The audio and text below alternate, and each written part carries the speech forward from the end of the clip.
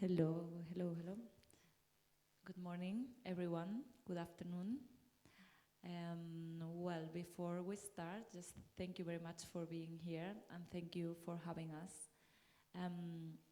I feel very grateful to be for this second edition and to be one of the witness of how Pristina is including mental health from the beginning in their program.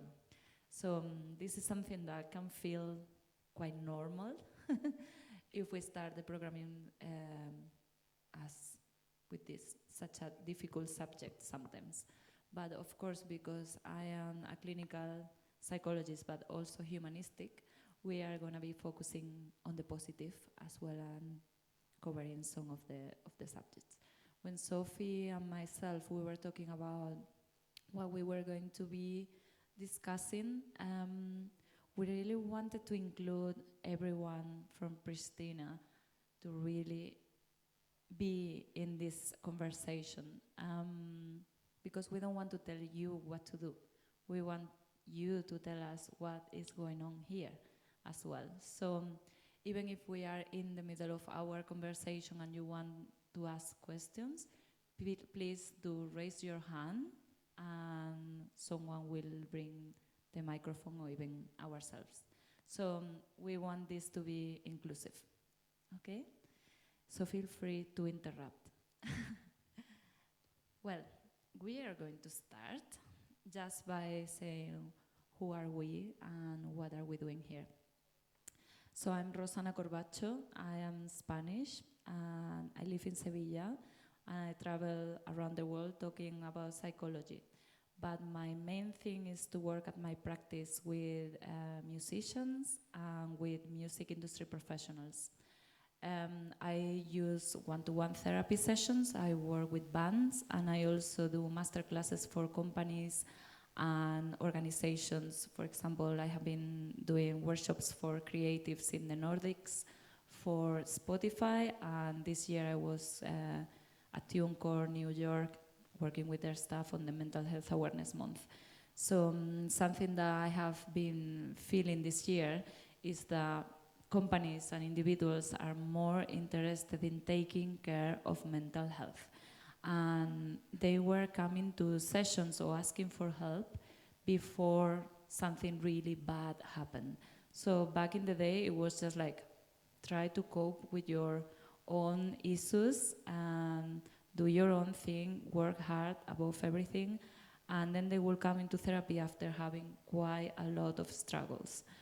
And nowadays, I feel really grateful that we can be talking about prevention and early treatment and training for everyone involved. So about this conversation, well, they wanted me to be here, and we wanted to be practical. We wanted to talk not only about theory, but about what is our experience in our fields. So I really wanted to have Sofie here, because I work with individuals and groups, but she's more focused in communities and structure. So I feel we can talk about different dimensions. Welcome. Thank you, Rosana. Yes, my name is Sofie Sondervik Saether. I am from Norway. I work as the program director of an organization called Jeunesse Musicale Norway, which is the Norwegian branch of a global network of organizations working in the intersection between music, young musicians, and social issues. So I've been very interested in seeing how the industry recently has kind of opened their eyes to the issue of mental health and how that is necessary to have a sustainable music industry and a sustainable trajectory as a young professional or as a musician in the industry. And to me, it kind of resembles some of the processes that have been happening in the industry when it comes to the work with equality and representation, whether that is gender equality or other type of social backgrounds. There has been this process where it's been from the industry not being very diverse at all and not being very interested in diversity to kind of a realization that this is not like just a separate issue. This is like at the core of wanting to have an industry that provides a rich, artistic experience, and that also is a place where you can grow as a human and work throughout your life. So I kind of see the parallels between these two processes, and through talking with Rosana, I've been kind of seeing how we can learn from the projects and the structures being built for equality and representation, and using those experiences to also build these structures that we are hoping for with mental health within the music industry. So more specifically, I've been working with a lot of projects to do with gender representation, recruiting girls and other underrepresented genders, women, trans, non-binary people. I've also been working with other issues of representation like LGBT communities, and the last couple of years also with indigenous music and young indigenous musicians, because Norway is one of the countries that has an indigenous population in Europe. So yeah, I'm excited today to kind of connect the dots a bit and see how we can use the experiences that we have built through this work to also try, figuring out how we can build more sustainable structures for mental health. Yeah, and I'm excited to be here with you today. Thank you. Good. So let's get this properly started. Let's talk about the issues first. I would like to just put on the table why this kind of conversation is needed. So why are we talking about mental health? Because sometimes it can seem as the music industry is precisely a kind of a sector in which everyone is super happy, everyone is kind of always partying or having fun, And even the public can be like, why are you complaining in a way? But I feel actually quite grateful to belong to this kind of industry where we can have this conversation. So it can be on a place for creativity and for setting an example. Like Sofie said, we met through Kid Change, which is an organization, is well European and also in the States. They just launched it, and with Canada, in which they have a network of festivals and a selection of creatives and professionals that run through that network that has to do with festivals and inclusivity. So it's about building connections and networks and helping each other. What are the issues then? Not only in that kind of music industry, but we can also export it on the rest of the world, of course. So some of the numbers, I always start the workshops or talks with some of the numbers that we have in the music industry. And I have to say there is not much research on the field, but it's quite significant. So over 68% of performance artists asked in a questionnaire in the United Kingdom a couple of years ago, 3 years ago, have suffered from high levels of anxiety or panic attacks. And 71.8%, I think I remember, has suffered from depression. And for me, the most significant number is only 30% of them ask for help. And in a more recent study released in Canada this year, they were asking not only the performance artists, but also the crew members that tour with them. 1 of 5 knew someone close that died of suicide. So you can only imagine in the numbers. If you see on a stage 10 people there, so it'll be 2 of them know someone that died of suicide. So, and the suicides are just the tip of the iceberg. When I tell people outside the music industry that I am a psychologist for musicians and else, they say, oh, they suffer because they do drugs. And it's like, well, it's one of the elements, but sometimes the drug use or abuse is a coping mechanism. And it's something that if you don't go to therapy, if you don't have support, if you feel isolated, if you are touring and exhausted, you are gonna do just anything. As the general population, if you don't have access to therapy, then you are gonna use whatever is available around you to help you with your suffering, to help you coping with your responsibilities on your everyday life. So it may be just alcohol, or it may be another element.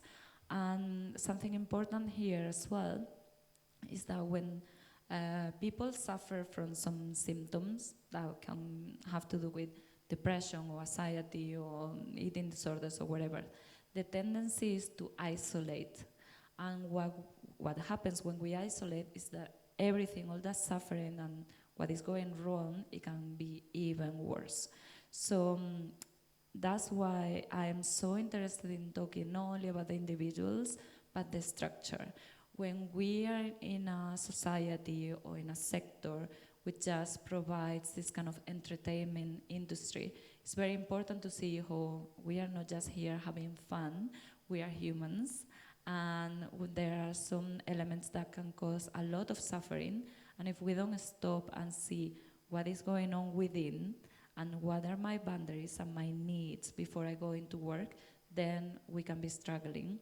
Of course, every time we put the job role or the job needs above our own personal needs, then, well, we can have some issues. Also, when I have been talking with another professionals in this sector, some of my colleagues, they will be saying we need to change the environment to make it more human for people to thrive and to not struggle. And I completely agree. That would be ideal. I will be asking Sofie about her take on this. But until that changes, I really believe we can do some things with individuals. So what is going on the environment? What is your experience? What are the issues in the communities you work with, Sophie? Wow, there are so many places I could start. And thank you for lifting those numbers, because it really is like a wake-up call to know that the music industry, which we love so much, is also kind of a dangerous place, actually, because it's a place where there's a lot of risky mechanisms that makes it harder for us to take care of mental health. And yeah, there are so many ways into this, but as you said, like, I've been working a lot with community. And for me, like, working with music industry and representation and underrepresented groups, like whether you are a young LGBT person or even just a woman, you know, if you're a female sound technician, you are likely to not see anyone around you that kind of looks like you, other underrepresented identities. So for us, it's been we've seen like how powerful it's been to create those connections for people who have the experience of being alone in their industry. And I think that everyone can kind of be at risk for mental health issues in the music industry. But if you also have other factors that make you more vulnerable, such as being like an underrepresented identity, then you probably have another kind of risk factor that becomes an additional risk, because you have, you might strengthen that isolation factor that you mentioned. Like, if you don't have others to turn to that have similar experiences like you, then that isolation factor, which can be dangerous, becomes even stronger. But there was another thing you mentioned about like making the music industry more human that I think is really important, because the music industry is highly competitive.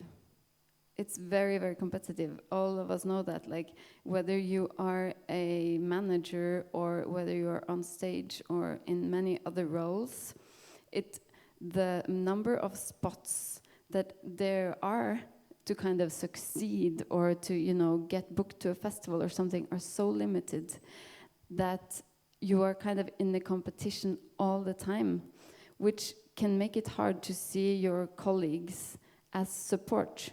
You are forced to see them as competition the whole time, and this kind of this challenges this human factor where you could see you could see the people around you as a support system, but instead you tend to see them either as competition or as just the next link, the next networking that you have to sell something to or convince somehow. So I think just for a festival, for example, just doing something like this, to talk about it as an issue, to lift it, to become conscious of the fact that we are also each other's support system. We are not only competition or the next networking link that you send your promo package to and, send all the emails, etc. Like, we are also colleagues and humans. I think that's really important, and a really just practical, concrete first step, to say it out loud and talk about it like we're doing. Definitely, and I think that's really linked to one element. There is something called performance-based esteem, in which we kind of thrive when we are doing something that is really worth it. Or I am an artist and suddenly I get booked, or I am a manager and I'm making a lot of money, or I create a festival and I'm feeling good about myself. I think I am good. So when you are kind of your identity is so strongly linked to your job role, it gives you a lot of energy to dedicate your whole life to it, because it's gonna be about your family, even your relationships. Sometimes amongst classical musicians, for example, they start learning their careers and their jobs when they are 5 years old. So that means the whole brain is going to be built around what they are going to be doing. So that's why, for example, there are some more numbers on having obsessive compulsive disorder, because then you have your teachers, your parents, the test, the training, everything has to be perfect in a way. And that's going to create even a stress on your nervous system, and the way you are going to perceive the world is going to be different from someone that is just playing when they are 5 years old. So it's important to see where are we coming from. How does it feel for me to succeed at work, any kind of job? It doesn't have to be in the music industry. So how much importance that has in myself? How do I feel when I fail?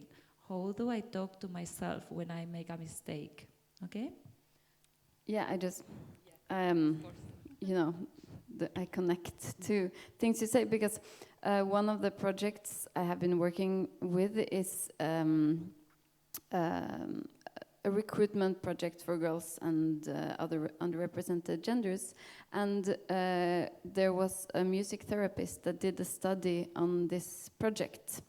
And she was also focused on this performance-based self-esteem and self-confidence and sense of self-worth. You know, like, where does your sense of self-worth come from?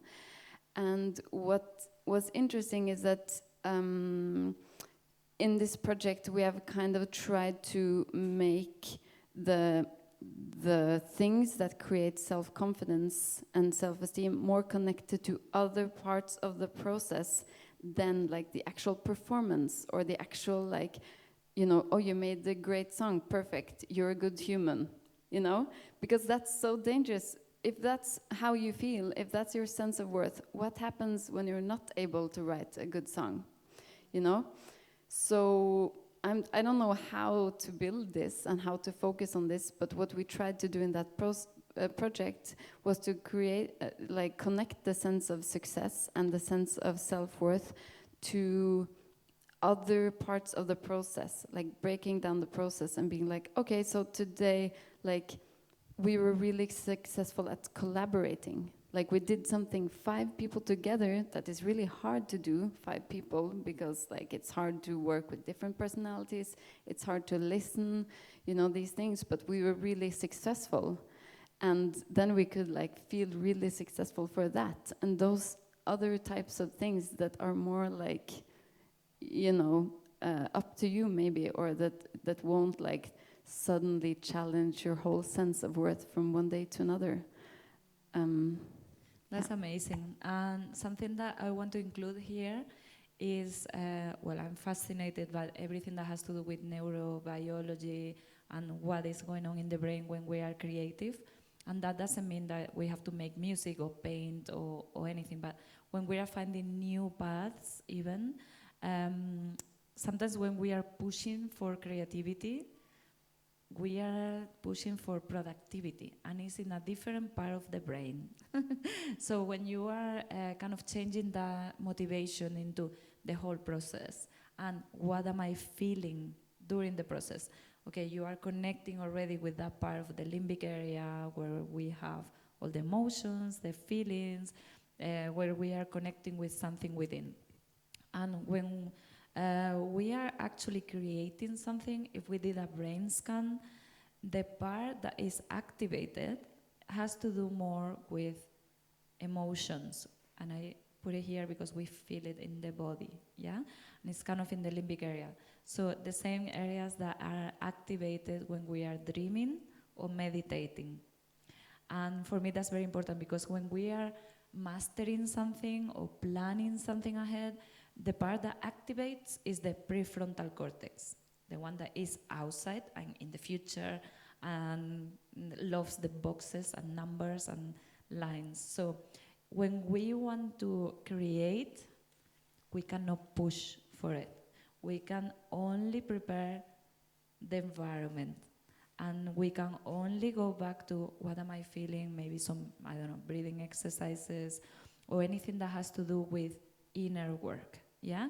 So if you are in the studio or you are working with someone and suddenly you are thinking, okay, is this going to be a single?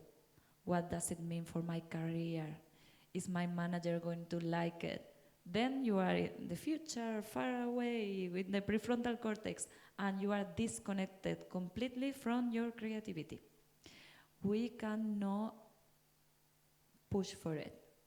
We can only nourish, prepare, and kind of train the body, the feelings, the emotions for connecting with that area. Also, another effect that happens, sometimes I have patients that come into therapy and they come and they say, okay, Rosana, I met all my goals in life, everything. Everything that I wanted and I planned and even above my expectations. And I don't feel anything. I don't feel anything. I don't care if I'm closing a big festival, and why does it happen? If you have your self-esteem based on just building all those things, that will actually mean then I feel great about myself. But no, because you are in the prefrontal cortex thinking ahead. To-do list, goals, outside yourself. You are in the planning, you are in the future, you are not in the present. You are not feeling it. So the training in therapy is actually, I send them homeworks like, well, okay, now this week I want you to feel angry. And just scan when you are feeling angry, where do you feel it in your body, how does it react, what color is it, if you have to name a color, and then when you are feeling happy or jealous or anything that you feel, just embrace it, allow it, connect with it, because every time we are naming an emotion, connecting with that part, we are making more space for everything, for creativity, for tasting the present, for making the most of the experience, for being more alive today, in the end, yeah. Yeah, that resonates a lot with me. I'm also a musician. I play in a band, and sometimes I'm like we're playing, and I'm like, why is it not good? It's like I'm doing everything right, and it's just like it just doesn't feel that good. And I like kind of remind myself to not like play with my my mind. I mean, I don't know all the different parts of the brain as well as Rosana does, but like to just try to like play with my body or like the whole of me instead of my mind, and then it's like a totally different experience, And I'm sure like whether you're making music or listening or enjoying it, like that, if you can feel kind of that switch from when you are like very mental to just when you are just like letting it like affect you and feel, be a part of your whole body. That's such a powerful switch. And sometimes it's scary because the head likes the planning and controlling. And when we are going from the head to the emotions, it feels like we are going from boxes and lines and everything is tidy up and I can make sense of it, to water and colors and some things that are kind of scary in a way. So just to have that kind of present experience, I also wanted to include just a little bit about the stress and anxiety, because I feel those elements are very important to discuss, because it's a reaction that the body has in any situation, and that can be very triggering. And even if we are making decisions from there, sometimes they can be just escape, or maybe we can freeze in it. So what have you seen in your experience working with those communities and with even one-to-one people? What do they express? Of course, up to what you can disclose. What have you observed? Well, I mean, to me, it's like I feel very lucky, because a lot of the time I do work with music projects where we are kind of we are allowed to work, to focus more on the process of it more than the result.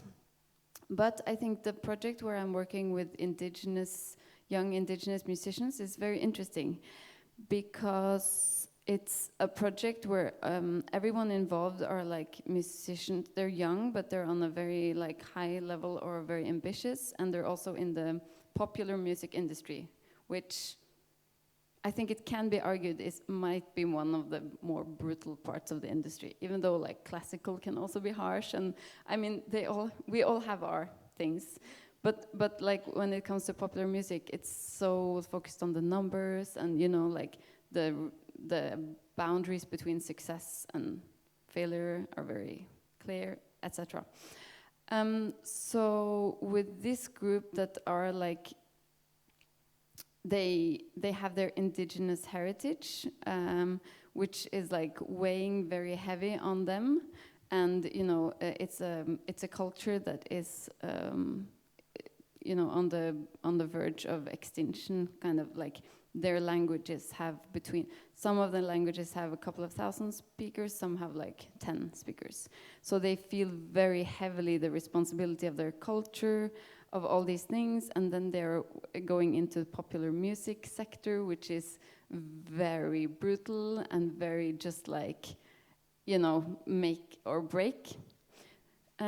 So, and it's crazy because like from the outside, I kind of assumed that to be able to even withstand this, that they had like this strong sense of community.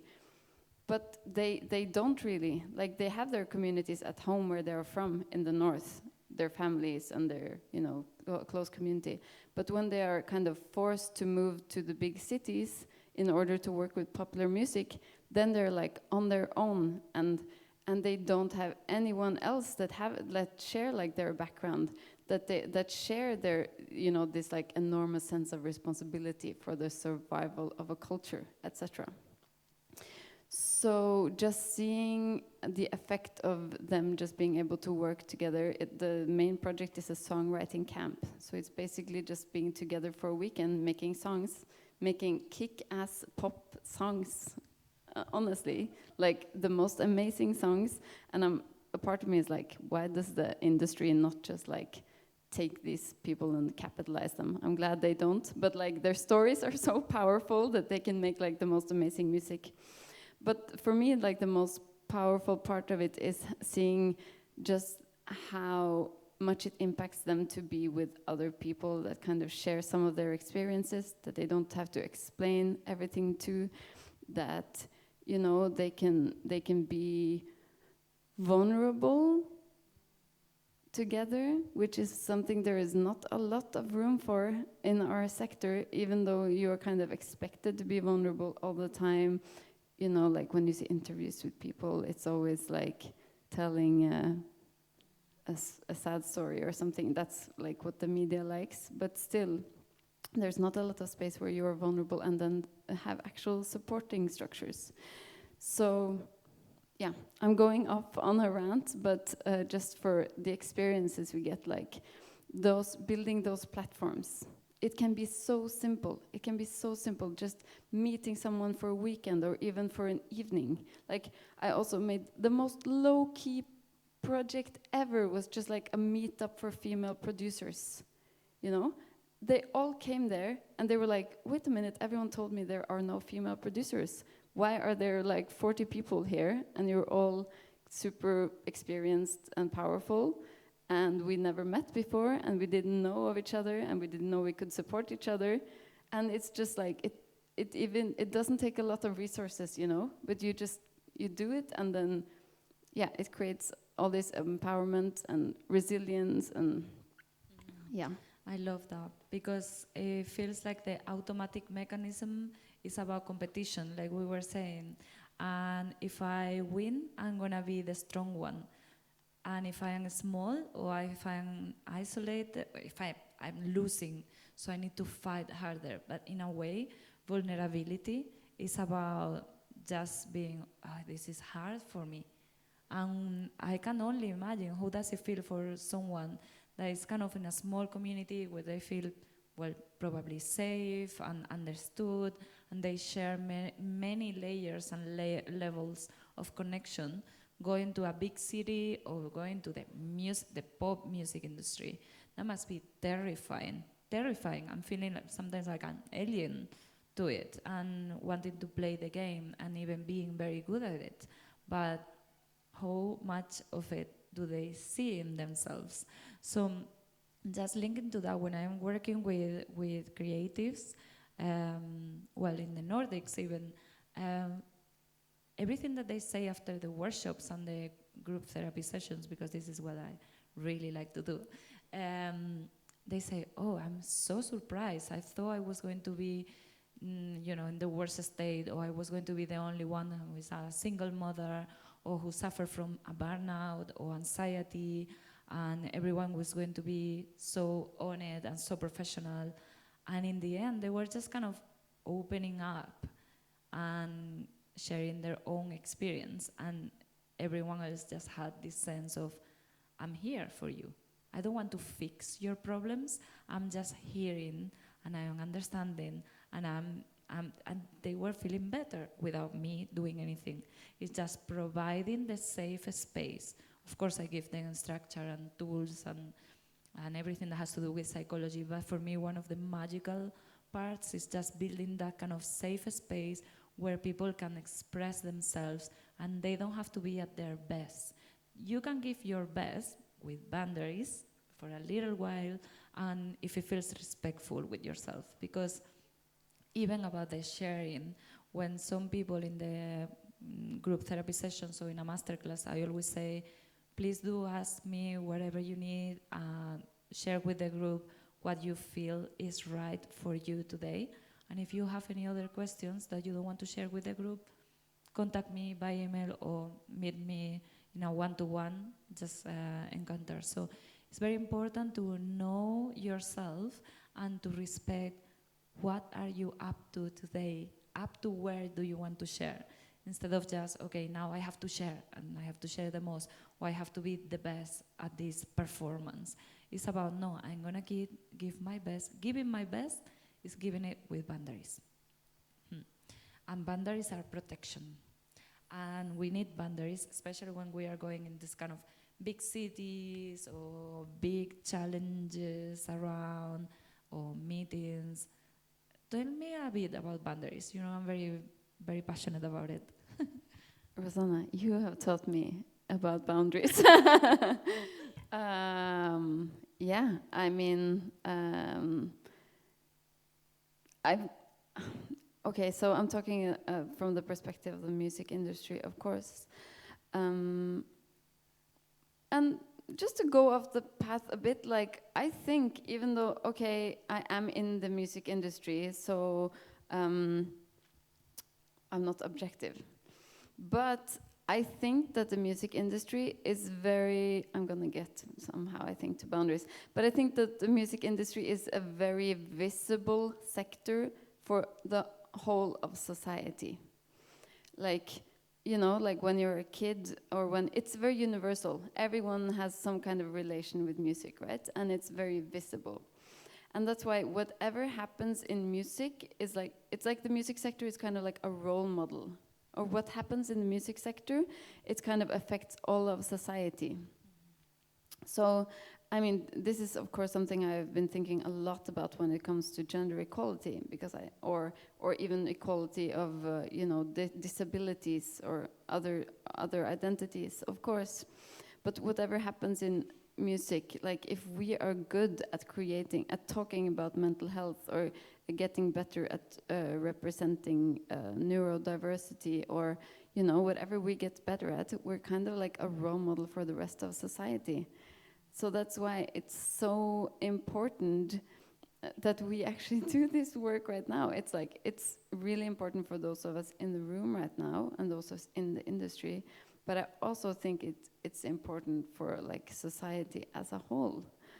Yeah, I don't know why that it just takes me off that way. And actually I would be also curious to hear from your perspective, like coming from industry and then over to psychology and then back, like what effect can it have more generally, like on the understanding of or the importance of psychology if we get really good at this stuff in the music industry? Yeah, I don't know why boundaries was such a like trigger word for me, but I was just like, it's because I wanted to say that like, you know, boundaries is even more important in this industry, etc. But honestly, it's important for everyone in every setting. It's about like, you know, doing what you need and not more than that. How do you set up a boundary? And then I will go into it, but just practical. Let's get practical. Yeah, I guess it's about like stopping and feeling what you really do want, like how far you do want to go, instead of adapting to expectations all the time and not even feeling where your boundaries are. The first step, I guess, is to feel where are the boundaries, and then you can like start to implement them towards your surroundings. Yes, and we can talk about burnout there a little bit. I'm just gonna take the time because I really want to hear from you. So I get many people just coming after the sessions from Key Change, from She Said So, even from different festivals, and they say, oh, the thing I have practiced from what you said a couple of years ago was boundaries. It's so good, and sometimes it's so simple.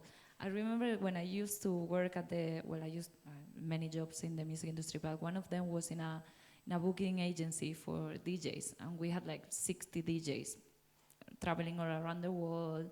I was doing logistics, and I used to tell my boss, the first thing I'm gonna do when I finish, and I am a psychologist, is to teach people to say no. To teach people to say no. The artists, the managers, the bookers, the promoters, everyone to just say no. To say it in an assertive way. You can say it very nicely. I always say no and I smile. But you know, that's my boundary. And when you don't set up boundaries, because we are just used to say, okay, yes, I will do that. I'm gonna just stretch myself and do more extra hours and no sleep, and I will answer my emails on the weekend. Oh my God, I have been booking flights on the Eiffel Tower on the top, you know, for a DJ because there was a strike. While I was bringing my psychology books on the plane to study. So yeah, I had to learn about boundaries in order to be here today, alive. So boundaries are about when I am having a request from the outside, environment, work, society, or whatever, to check with you, and you are hearing the request, one here, and the other one has to be set up within yourself. How is that making me feel? And one sign is, well, I'm feeling a little bit tense, or I am feeling a little bit angry, or I'm feeling very angry. Then you need to revise, where are your boundaries there? Maybe we need to make a little bit more space and say, okay, I'm gonna do this today, but I need to make a decision about this. Sometimes it's big decisions, some other times is, I need a day off, one day off, okay? So, and it's also good to mention, when we are setting up boundaries, we are not setting up boundaries to other people like this, like, shut up. Well, you can do that, but it's not very assertive. But we are setting boundaries from ourselves, from your inner dignity, from your self-respect, and saying, okay, I'm not going to allow that. I'm not going to do that. That doesn't work for me. And even you can say, okay, from these options, this works, that doesn't work for me. Thank you very much. And, you know, just practice. Because something that we have as well as females in the world is that we learn to be good girls. And good girls don't get angry. And good girls adapt to everything and say yes and smile and yeah, I don't know, whatever you like. But the first thing is that feeling angry is feels very powerful.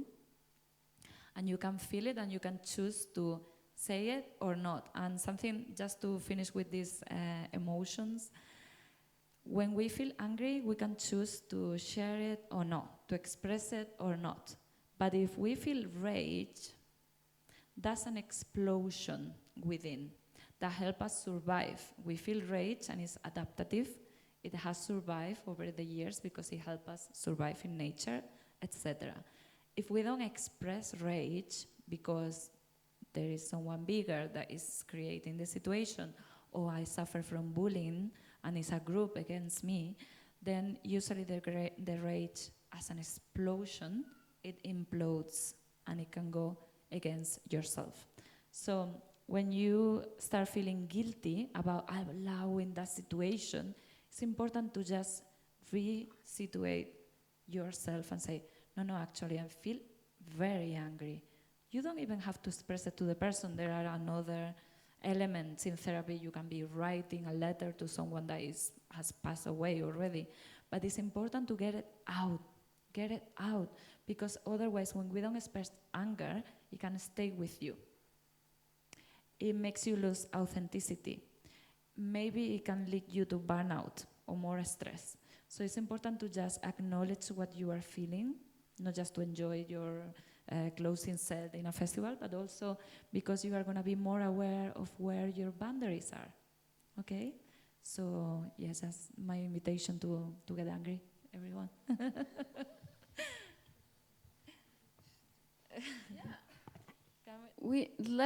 Let's open it up, like whatever thoughts or questions you might have, from the most personal to the structural. Let's open up a conversation. So I would like to address a question to Sofie.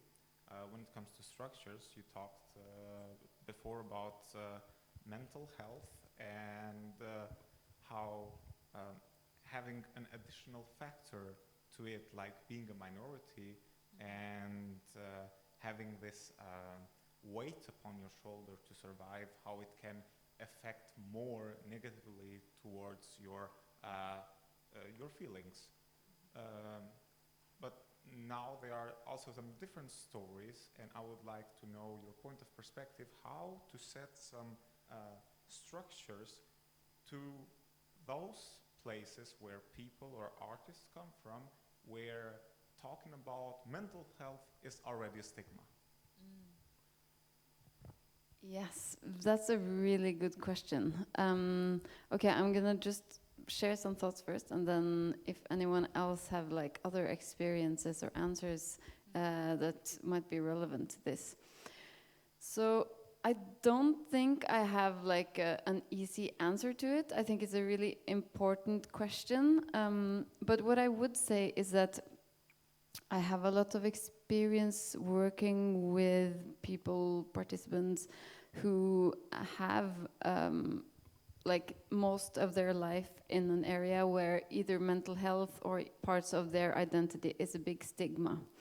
You know, like whether it's their mental health or even their like gender identity or sexual orientation or something like that. And sometimes it feels frustrating because like we can't change all of society, even though that's what we're working towards. But in my experience, just creating that setting where for an hour or a weekend or a week, they do feel kind of what it's like in a setting where there isn't that stigma or that much of that stigma, and they feel what it's like to be more empowered, to have more, you know, to have more freedom actually, and just having a taste of what that feels like gives them a lot of power even when they're going back to their community, and gives more strength maybe in those settings. Because it's sad to say, but like a lot of those challenges and that stigma will still be there when they go back. And sometimes I'm torn. I'm like, oh my God, are we even doing good thing? Like creating this illusion right now, and then they go back, and it's still as harsh, you know. But in my experience, like just building that sense of empowerment during that period in that community, it's the sense of community, right? It's going from feeling like you're alone in the world with this issue, and then experiencing that no, you're not alone. You have a lot of other people that have similar issues, and you are super strong together. And music and arts is one of the most powerful ways to really feel that sense of community and to build that empowerment. And whether that means that they're gonna, fight and become activists when they come back, maybe, but maybe not. Maybe they will just keep making music and feel their sense of, freedom or sense of empowerment through that and through making that music. And belonging. And that's a very good question. If there is a stigma, well, I feel one of the elements that can really help with that kind of, what is it about psychology? I always start just by, this is a positive thing. It's not, I have this illness or this issue. And actually, psychology for the music industry, I always say this is like sports psychology. So when you are in the Olympics and you have a team, there is a psychologist in the team. And it has been, well, they have been doing it for 25 years. We are getting there. But we use some techniques that are the same as for the huge teams, like football teams and everything else. So that have to do with lowering the anxiety, visualization, how to handle the relationships. So it's just about being open. And I always say, instead of trying to convince people of how, oh yeah, you look depressed, you need to go to a psychologist. It's more about, I'm feeling great, and people asking you around you in your own environment, what have you done? Well, I did this master class, or I did this workshop, and I'm going to a psychologist that is helping me grow and learn about myself. So it's more about, what is the stigma about? Is this about, I need to be at my best self, perfect and super productive and not having any issues? And there are some elements, for example, imposter syndrome. One of the only elements that help is to share with other people that you suffer from it. So it's more about having an honest and open conversation about, how do you handle stage fright? Or when you are feeling anxious, what do you do?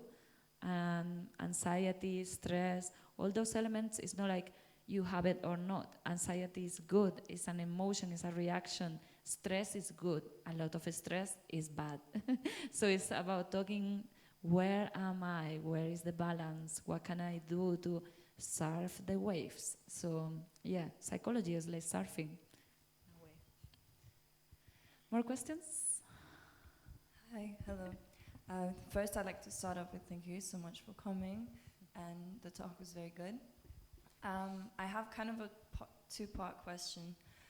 So you mentioned scientifically creativity comes from emotions, and as a songwriter, that's very true, and especially very strong emotions make for like very personal songs, I guess, and it's words and you're describing situations.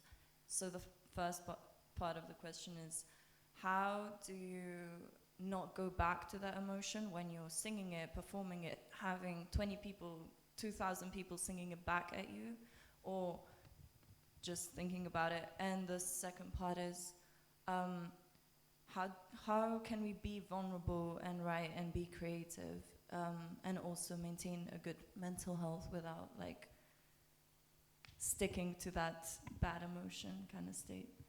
Wow, such good questions. I think you should be sitting here with us. You are the artist representation here. What's your name? It's Mia. Mia. Nice to meet you, Mia. Nice to meet We'll you. talk later. Well, I'm going to start because that's such good questions. It's funny when I speak with artists or they come to talks or something, they can be having a speech for 45 minutes about, if I ask, why did you get into music? And they're like, I want to share my emotions with the public. I want to connect with the public, and the emotions all over their conversation. And then I ask them, okay, great. What are you feeling now? And then, click, click, click, click. Oh, I feel bad. Oh, I feel good. And this is not even emotions. So first, I invite you to really get familiar with naming the feelings. Just put a label on it. Because what happens sometimes when we are scared of some emotions, like, okay, I wrote this song when I was going through a major depression, or it was a breakup or something really bad, you are scared that you are going to be on a stage and you are going to feel overwhelmed and you are not going to be able to perform. For some other people, they have suffered depression, for example, and they feel scared of feeling sad. So they try to avoid the emotion. And emotions are like water, really. If you see a little river running and you say, oh, there's a little river, good. I name it, let it flow, and it will pass, and another emotions will come. But if I am scared, it's like I am putting barriers in that emotion. So the level is gonna go up. The intensity of it is going to be going up. So if you are on a stage, it's just, okay, you can connect with different feelings, but it's not going to be the same feelings that you felt when that happened, yeah? And I invite you to go a step further. So when we go from the level of the emotions, you can also connect with the body, you can connect with some thoughts, with the present, and just being in, or maybe an aspiration that has to do with your values. Why are you sharing that? Maybe you aspire to help others with your music, or you really enjoy your creativity. You can sing and share from different areas within yourself. And in order to anchor yourself within, just search for who you are, and that has to do with your values. So yeah, the speech. Yeah, I mean, yeah, it's a really interesting question, and it's also interesting because a lot of the time I feel like people also have the opposite issue, that when you have sung or performed a song like 10 or 100 times, after a while, like, you're not really that connected to the emotions you had when you wrote it, and it can become a bit empty, and it can become kind of hard to actually, you know, communicate or take the audience there to that emotion. And I mean, I'm very from like the performer, like this is totally unscientific at all, but I personally like to kind of like paint a mental picture for myself of a place, and just like, yeah, think of a place, and maybe it can be like a person that's like walking down the street that just has a certain type of attitude, atmosphere, just something that if I think of that visualization, it kind of takes me more into that feeling of what I'm trying to communicate, or that emotion, without maybe going too deep into like one specific reference. It's more just like getting into like an atmosphere. Yeah, I'm sure that's very like unpsychological and more like performance, but yeah. That's great. I feel what is more valuable is the experience, what you live within. So, and of course, like I was saying before about the boundaries, go on a stage and just really commit to your own self-respect. I'm gonna come here and I'm gonna share part of it, and probably when you wrote it, you could be crying at home, but you don't have to do that every time. So just wanting to share that moment in time is already a really generous gesture. So just go there and feel, you know, I'm gonna share up to whatever I have to give today, from a place of self-respect. Yeah? I hope it helps. But enjoy, especially enjoy. If I think we are out of time, but if there are any more questions, you can talk to us outside as well. Even in the future, like I always say, you can contact the organization. I'll be super happy to be answering emails or just questions or doubts that you may have. Thank you for being here, for having us. Thank you, Sofie. Thank you, Rosana. Thank you, everyone.